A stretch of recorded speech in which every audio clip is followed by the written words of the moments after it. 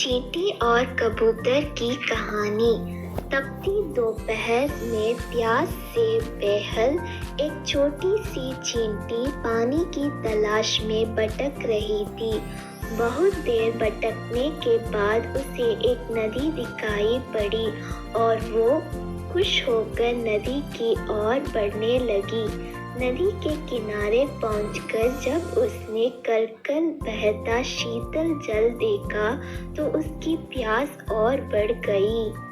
वह सीधे नदी में नहीं जा सकती थी, इसलिए किनारे पड़े एक पत्थर पर चढ़कर पानी पीने का प्रयास करने लगी।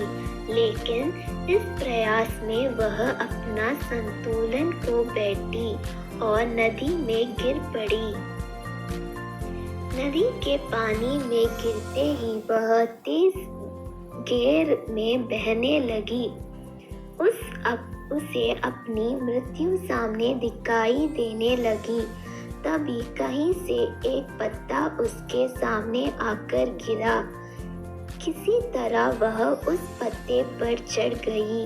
वह पत्ता नदी किनारे स्थित एक पेड़ पर बैठे कबूतर ने फेंका था, जिसे चींटी को पानी से गिरते हुए देखा लिया और उसने प्राण बचाना चाहता था। पत्ते से साथ बहते हुए चींटी किनारे पर आ गई और कूदकर सूखी भूमि पर पहुंच गई। कबूतर के निस्वार्थ भाव की ही सहायता के कारण चींटी की जान बच पाई थी। वह मन ही मन उसका धन्यवाद करने लगी। इस घटना को कुछ ही दिन बीते थे कि एक दिन कबूतर बहेलिये के द्वारा बिछाए जाल पर फंस गया।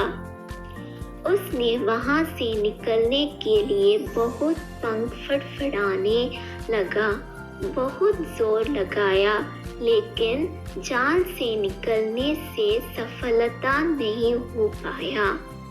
बहेलिया ने जाल उठाया और अपने घर की ओर जाने लगा। कबूतर निस्सहाय से जाल के भीतर कैद था। जब चींटी की दृष्टि जाल में फंसे कबूतर पर पड़ी तो उसने वह दिन स्मरण हो आया जब कबूतर ने उसके प्राणों की रक्षा की थी।